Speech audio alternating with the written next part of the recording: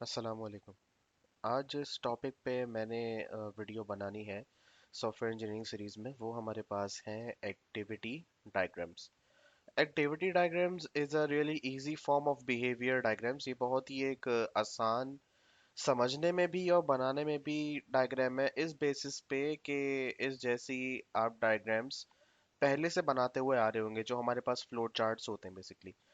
तो flow charts के हवाले से सबको ही पता होगा कि फ्लो चार्ट्स क्या होते थे। उसका नाम बता रहा था कि हम ऐसा एक चार्ट बनाते थे जिसमें डिफरेंट आपके पास प्रोसेसेस का फ्लो होता था, कि एक प्रोसेस से दूसरे प्रोसेस में आपके पास किस तरीके से ट्रांजिशन हुई है। मतलब एक प्रोसेस दूसरे प्रोसेस में किस तरीके से आगे बढ़ रहा है, और स्टार्ट से लेकर एंड तक किस तरीके से बेसिकली आपका कोई भी कॉन्सेप्ट जो आप बताना चाह रहे हैं फ्लो चार्ट में किस तरह चलता है। अब सॉफ्टवेयर इंजीनियरिंग में जो हम लोग बात करते हुए आए हैं अभी तक, हम लोगों ने डायग्राम्स जो देखी हैं बिहेवियर में, डाटा फ्लो देखी हम लोगों ने, यूज केस डायग्राम देखी हम लोगों ने। एक्टिविटी डायग्राम आप लोगों के पास क्या होगा? जो यूज केस डायग्राम आप किसी सिस्टम की ऑलरेडी बना चुके हैं, मतलब जो एब्स्ट्रैक्शन जो ख्याली डायग्राम आप बना चुके हैं कि आपका सिस्टम कैसा दिखना चाहिए यूज केस के इस्तेमाल से, उसी डायग्राम को अब आप कन्वर्ट करेंगे एक पूरे फ्लो चार्ट में। हम बताएंगे कि हमारा जो सिस्टम है स्टार्ट पॉइंट से लेके एंड पॉइंट तक अब उसका फ्लो किस तरीके से चलेगा। तो हम क्या करेंगे इसके अंदर जो आपके आइडेंटिफाइड यूज केसेस हैं, जो कि आप पिछली बार यूज केस डायग्राम बता चुके हैं, उन सबको हम एक फ्लो की शक्ल देंगे और दिखाएंगे किस तरीके से हमारा काम आगे आगे चल रहा है। अब क्योंकि ये इसका पेरेंट फ्लो चार्ट होता है, फ्लो चार्ट आप जानते हैं कि उसमें क्या क्या चीज़ें होती थी हमारे पास। तो सबसे पहले मैं इसके कंपोनेंट्स का जिक्र करूंगा, बताऊंगा कि इसके कंपोनेंट्स कौन कौन से हैं। तो बहुत ही फेमिलियर किस्म के कंपोनेंट्स हैं, आप लोगों को इतना मसला नहीं होगा समझने में। तो सही है, बस उसकी तरफ स्टार्ट करते हैं। बस एक्टिविटी डायग्राम के हवाले से इतना ही बताना था मैंने आपको। तो let's start with the activity diagram, उसकी फॉर्मेशन स्टार्ट करते हैं। ओके, अच्छा तो एक्टिविटी डायग्राम बनाने से पहले चैनल को सब्सक्राइब कीजिएगा, इस वीडियो को लाइक कीजिएगा, और आपको कंटेंट पसंद आए तो बेल आइकन प्रेस कीजिएगा ताकि आपको नोटिफिकेशन टाइमली मिलते रहे। Okay then let's start. तो मैं यहीं मौजूद हूँ लूसिड चार्ट पे। एक एक्टिविटी डायग्राम का मैंने टेम्पलेट खोल लिया है यहाँ पे, तो मैं उसी का डिस्कशन करना स्टार्ट करूंगा। तो सबसे पहले मैं से कंपोनेंट्स का जिक्र कर लेता हूँ। सबसे पहले this is your start symbol obviously, और this is your stop symbol. यहाँ पे स्टार्ट स्टॉप तो हर एक फ्लो चार्ट में ही होता है, ये लाजमी सी बात, और ये भी फ्लो चार्ट की किस्म है। उसके बाद आपके पास यहाँ पे एक्टिविटीज होती हैं बेसिकली आपके सिस्टम की। ये जो आपको बॉक्स रिप्रेजेंट देख रहे हैं आप यहाँ पे, ये क्या है आपके पास? ये आपके पास एक्टिविटीज हैं, जो भी आपके सिस्टम की एक्टिविटीज होंगी वो सारी आप यहाँ डिस्क्राइब करेंगे। उसके बाद एक्टिविटीज, ये आप फ्लो देख रहे हैं कि एरो के थ्रू फ्लो जा रहा है आपके पास। ये इंपॉर्टेंट चीज है, ये आप लोगों के पास है डिसीजन बॉक्स। अब लाजमी सी बात है, जब भी आपकी कोई भी प्रोसेस चल रहा होता है तो बहुत सारे प्रोसेसेस ऐसे होते हैं जिनमें कोई ना कोई डिसीजन मेकिंग हो रही होती है। तो वो डिसीजन मेकिंग जो आप कर रहे होते हैं वो आप कर रहे होते हैं यहाँ पे एक डिसीजन बॉक्स में। अब यहाँ पे आपको दो चीजें मैं दिखा दूं। ये एक डिसीजन बॉक्स आप लोगों के पास है, लेकिन यहाँ भी आप देख रहे हैं कि एक आपके पास बॉक्स यहाँ पे आ रहा है जिस पे आपके पास एक ही फ्लो निकल रहा है। ये आप लोगों के पास कहलाता है मर्ज बॉक्स। अब मर्ज बॉक्स समझाने आपको मैं एक छोटी सी एग्जांपल भी दूंगा इसमें, कि यहाँ पे आप देख रहे हैं कि दो आप लोगों के पास डिसीजन यहाँ पे निकल रहे हैं और वो आगे एक जगह ज्वाइन हो रहे हैं, एक मर्ज बॉक्स में ज्वाइन हो रहे हैं यहाँ पे। अब वो हो किस तरीके से रहे, बहुत आसान सी एग्जांपल है। जब भी आप कोई गाड़ी खरीदने के लिए जाते हैं तो लाजमी सी बात है आपके जहन में काफी सवालात होते हैं। अगर वो सारे के सारे आपके पास आपके क्राइटेरिया पे पूरा उतरता है तब आप गाड़ी पे हाँ करते हैं, वरना नहीं करते। जैसे कि अगर आपके पास ये आप गाड़ी खरीदने के जा रहे हैं, ये प्रोसेस है कार खरीदने का, तो आपने कार खरीदने पे आए तो डिसीजन काफी निकलेंगे। कार का मॉडल आपको जो चाहिए, कार का ब्रांड आपको जो चाहिए, और कार आपके प्राइस बजट पे आके बैठ रही हो। अगर तो वो तीनों डिसीजन आपके पास आ रहे होंगे तो वो मर्ज होके आपके पास एक पॉइंट पे आपका फ्लो आ जाएगा। अगर वो तीनों डिसीजन मीट नहीं हो रहे होंगे तो क्या होगा? फ्लो आपका डिस्टर्ब हो जाएगा, वो अलग अलग जगहों में चले जाएगा। जाहिर सी बात है, अगर आपको मॉडल अच्छा मिल गया लेकिन प्राइस अच्छी नहीं मिली तो आप अलग कार पे चले जाएंगे, फ्लो दूसरा चला गया आप लोगों के पास। अगर आपको प्राइस सही मिल गई लेकिन कंपनी दूसरी है तो आपका फ्लो कहीं और चला जाएगा दूसरी तरफ। लेकिन अगर प्राइस भी आपकी मर्जी का है, आपका मॉडल भी आपकी मर्जी का है, ब्रांड भी आपकी मर्जी का है, तो फ्लो आके एक जगह जमा हो जाएगा जिसको हम बोलेंगे द मर्ज पॉइंट या फिर मर्ज नोड। तो ये आप लोगों के पास फर्क है डिसीजन में और मर्ज में। क्योंकि डिसीजन आप लोगों के पास एक से ज्यादा निकल सकते हैं, लेकिन अगर आपको एक जगह आगे दोबारा अपना फ्लो जोड़ना है तो वो आके यहाँ पे जुड़ जाएगा। अब इसका मतलब ये नहीं है कि आपने हमेशा आके यहाँ पे अपना डिसीजन मर्ज करना ही है, जरूरी नहीं है। हो सकता है डिसीजन से दूसरा फ्लो निकल जाए, सिस्टम कहीं आगे जा रहा हो। और ऐसा भी हो सकता है कि आपके पास मल्टीपल मल्टीपल डिसीजन हो लेकिन उनको एक जगह जोड़ना लाजमी हो, जैसे कार कार वाले के एग्जाम्पल में होता है। इस तरह डिफरेंट डिफरेंट एग्जाम्पल्स भी आप लोगों के पास है। जैसे कि अगर स्टूडेंट है, अगर स्टूडेंट लॉग इन करता है कोई सिस्टम के अंदर, तो जरूरी नहीं है कि वो सिर्फ मार्कशीट व्यू करे, हो सकता है वो कोर्स रजिस्टर कराने जा रहा हो। तो डिसीजन से डिसीजन भी निकल सकता है, लेकिन अलग अलग डिसीजन एक जगह के मर्ज भी हो सकते हैं। तो टोटली आपके सिस्टम की उस पे होगा, प्रॉपर्टीज पे, आपके सिस्टम के डिजाइन पे होगा कि आपने फ्लो मर्ज करना है या आपने फ्लो मर्ज नहीं करना। Totally up to you. तो इस तरीके से आपका काम चलेगा। अच्छा, ये आप लोगों के पास आपका पूरा सिस्टम इसमें डिफाइन होगा। अब इसमें एक और चीज मैं आप लोगों को बताना चाह रहा हूँ, जो कि ये रिप्रेजेंट करेगा बार आप लोगों के पास, ये जो आप बार देख रहे हैं यहाँ से लेके यहाँ तक, ये कहलाती है आपके पास एक पैरेलल पैरेलल एक्टिविटी। अब पैरेलल एक्टिविटी से आपके पास मुराद क्या है? पैरेलल एक्टिविटी से आप लोगों के पास एक आसान सा मुराद है कि वो एक्टिविटी जो कि आपके पास एक्चुअली आप लोगों का जो सिस्टम है उससे कोई ताल्लुक नहीं रखता, लेकिन आपके पास आपके सिस्टम में जो एक्टिविटी चल रही है, कोई एक एक्टिविटी उसके साइड पे चल रहा होता है। आसान जबान में समझाता हूँ इसको मैं, कि जैसे कि आपका लेट्स से कि आप लोग खाना खाने के लिए बैठ रहे हैं। तो आप लोग खाना खाने के लिए जब बैठते हैं, क्या तो आपकी मेन एक्टिविटी क्या है? आपकी मेन एक्टिविटी है कि आप लोग खाना खा रहे हैं, बेसिकली ये आपकी मेन एक्टिविटी है। लेकिन उसके साइड पे आपकी पैरेलल एक्टिविटी क्या चल रही होती है? पैरेलल मतलब वो आपका मेन ऑब्जेक्टिव नहीं है, लेकिन साथ साथ उसके चल रहा होता है साइड पे काम। क्या आप खाना खाने के लिए बैठते हैं तो अक्सर लोग कोई टीवी देखना पसंद करता है, कोई यूट्यूब खोल के बैठ जाता है, कोई मूवी लगा लेता है, कोई कुछ भी ऐसा कर लेता है कि पैरेलल पे कुछ ना कुछ उसके पास हो, मतलब वो खाना खाते हुए कुछ ना कुछ एंटरटेनमेंट पोर्शन साथ रखे अपना। तो वो उसकी पैरेलल एक्टिविटी हो गई, कि उसका मेन ऑब्जेक्टिव तो पूरा हो रहा है, लेकिन साइड पे उसका पैरेलल वर्क भी चल रहा है जो कि उस मेन ऑब्जेक्टिव को पूरा करने में मदद कर रहा है। That is your parallel activity. और जहां जहां आपके सिस्टम में आप बताएंगे कि भाई यहाँ पैरेलल एक्टिविटी वाली चल रही होगी, तो आप ये वाले बार्स इंप्लीमेंट करेंगे और उसके साथ अपनी एक्टिविटी ज्वाइन करेंगे। तो मैं सिखा दूंगा किस तरीके से चलना है, इसमें आएंगे। तो let's make an activity diagram from start now, from scratch. हम एक पैरेलल एक्टिविटी बनाना स्टार्ट करते हैं। तो मैं जो पैरेलल एक्टिविटी बनाऊंगा, मैंने आपको शुरू में बताया था कि ये बनेगी आपकी एक यूज केस डायग्राम पे। तो उसके लिए अगर आपके पास यूज केस डायग्राम ऑलरेडी मौजूद है, वेल एंड गुड, वरना पहले आप अपना एक यूज केस बना लीजिएगा। तो मेरे पास एक यूज केस डायग्राम मौजूद है। ये है वो यूज केस डायग्राम जो मैं आप लोगों को दिखाना चाह रहा था। यहाँ पे मैं इस बैंकिंग सिस्टम की यूज केस डायग्राम पे मैं अपनी एक्टिविटी डायग्राम बनाऊंगा। तो ये मैंने अज्यूम किया था, मैंने एब्स्ट्रैक्शन की थी कि मेरे पास इस तरह का सिस्टम होगा जो मैं बनाना चाह रहा हूँ। अब इसी सिस्टम की बेस पे मैं इसकी पूरी एक्टिविटी डायग्राम बनाऊंगा कि अब वाकई जो उसके प्रोसेसेस होंगे वो आगे आगे किस तरीके से चल रहे होंगे, वो सब मैं बताऊंगा। तो मैं अब इसकी एक्टिविटी डायग्राम बनाना स्टार्ट कर रहा हूँ इस वाले सिस्टम की। So let's start. सबसे पहले आपके पास आ गया एक स्टार्ट सिंबल, यहाँ पे मेरे पास आ गया स्टार्ट सिंबल। अब सबसे पहले जो एक्टिविटी होगी मेरे पास, वो लाजमी क्या होगी मेरे पास? वो सबसे पहले मेरे पास होगी कि हमने क्या करना है, हमने यूजर को लॉगिन करवाना है।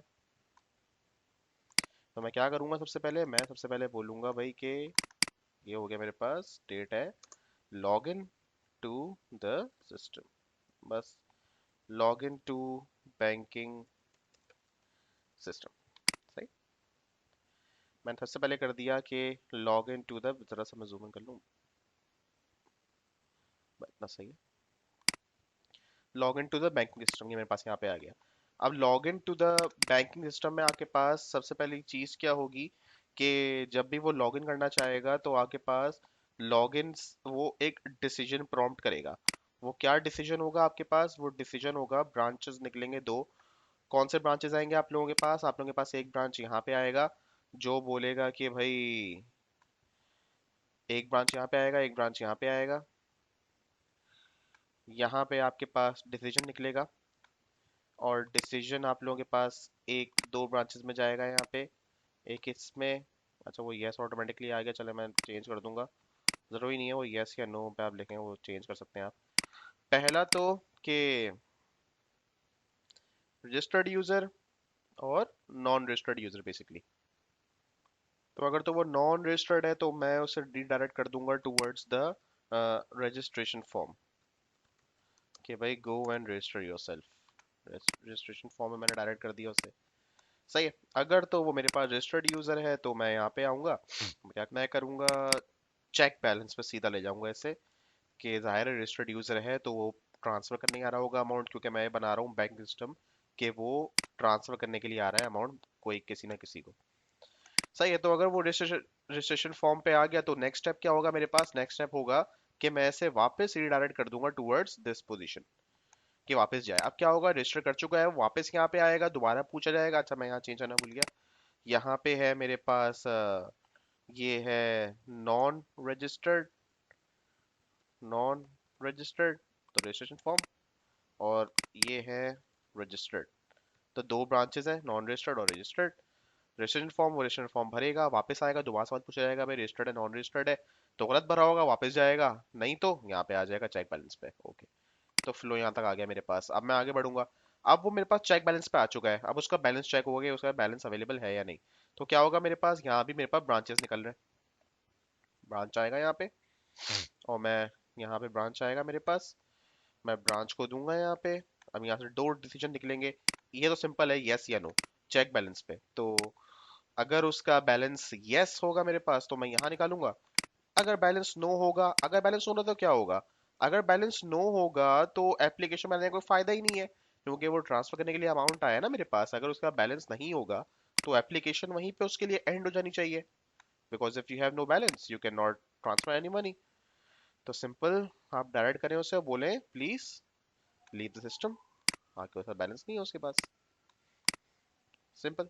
यहाँ पे आप, अगर आप सिस्टम से निकालना नहीं चाह रहे तो आप एक और यहाँ प्रॉम्प्ट कर सकते हैं, कुछ बना सकते हैं जैसे कि एरर मैसेज या फिर रिव्यू मैसेज वगैरह, जो भी आप करना चाहें। लेकिन मैंने यहीं पे खत्म कर दिया, मैंने कहा फिर डजंट हैव एनी मनी, फायदा क्या सिस्टम यूज करने का। ओके, तो अगर उसके पास बैलेंस है तो हम आएंगे और उससे कराएंगे भाई यहाँ पे आके के ट्रांसफर अमाउंट वाले एक्टिविटी पे आ जाओ, ट्रांसफर अमाउंट।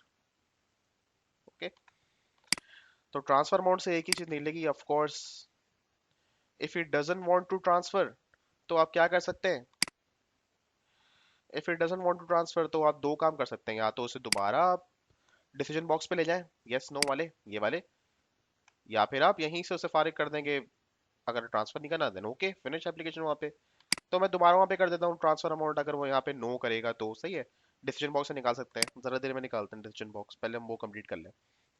ट्रांसफर अमाउंट पे आ गए, then we will have an other state activity जो हमारे पास होगी, क्या भाई, वेरीफाई अमाउंट्स। ऑफ कोर्स ये जरूरी है, वेरीफाई ट्रांसफर, फॉरेन ट्रांसफर नहीं होता, पहले वेरीफाई होता है अमाउंट्स। ओके, अब यहाँ तक आ गए हम लोग। अब यहाँ से ब्रांचिंग होगी, ब्रांचिंग किस तरीके से होगी कि उसने अमाउंट डाला लेट से 5,000 रुपये, तो फॉरेन वेरीफाई अमाउंट्स का प्रॉम्प्ट आ गया भाई आपने वेरीफाई करना है, तो उसने यहाँ पे वो दो चीजें करेगा, या तो वो यस करेगा या नो करेगा। तो मैं बोलूंगा if he says yes verify the amount, तो क्या होगा, दो ब्रांचेस निकलेंगे यहाँ पे, ये यस वाला। अगर वो नो करेगा तो उसे हम वापस ले जाएंगे ट्रांसफर अमाउंट पे, कि भाई आप अगर शायद नई कोई दूसरी रकम डालना चाह रहे हैं वो डाल दें ट्रांसफर अमाउंट पे। सही है, तो 4,000 यहाँ डाला लेट से, वेरीफाई पाया, उसे नो किया, वापस जाके ट्रांसफर अमाउंट की वो रकम डालेगा। अगर वो यस करता है तो हम क्या करेंगे, हम बोलेंगे सिंपल भाई कि उसने यस कर दिया है, देन ओके पे अमाउंट।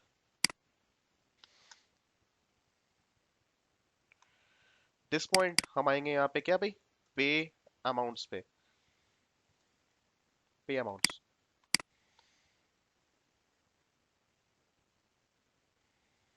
यही सही है बल्कि, सही है जी। पे अमाउंट्स यहाँ पे आ गए हम लोग, एंड इफ पे अमाउंट, अब यहाँ पे, अब यहाँ पे एक मेरे दिमाग में पैरेलल एक्टिविटी आ रही है, वो क्या कि जब वो पे अमाउंट करेगा तो उसके दो तरीके होने चाहिए, कि या तो पे अमाउंट हो आपके पास पे बाय चेकिंग्स एंड पे बाय सेविंग्स, तो ये तो पे अमाउंट तो उसका मेन ऑब्जेक्टिव है, लेकिन पैरेलल में वो क्या कर रहा है, वो दोनों में से कोई एक सिलेक्ट कर रहा है। तो हम क्या करेंगे यहाँ पे, हम बना देंगे यहाँ पे एक पैरेलल एक्टिविटी, ये आ गया हमारे पास पहला, और ये आ गया हमारे पास दूसरा यहाँ पे, कि इसी के बीच में ही विल डिसाइड। तो हमने क्या किया यहाँ पे, हमने इसको यहाँ पे ज्वाइन कर दिया, ये पहला एक्टिविटी में आ गया। अब पहला एक्टिविटी से दो स्टेट निकलेंगी मेरे पास, एक स्टेट ये रही, और एक स्टेट ये रही, एक स्टेट ये रही, और एक स्टेट मेरे पास ये रही। ठीक है, तो हम यहाँ पे करेंगे पे बाय चेकिंग या पे बाय सेविंग्स, सेम वही। तो एक मेरे पास यहाँ पे आ रहा है। अच्छा ये डिसीजन है, आई एम सॉरी, ये उसका डिसीजन है, मैंने डिसीजन बॉक्स तो बनाया नहीं अभी तक, तो यहाँ पे डिसीजन आएगा, फिर वो स्टेट डिसाइड करेगा। तो फ्लो जाएगा एक ब्रांच के अंदर,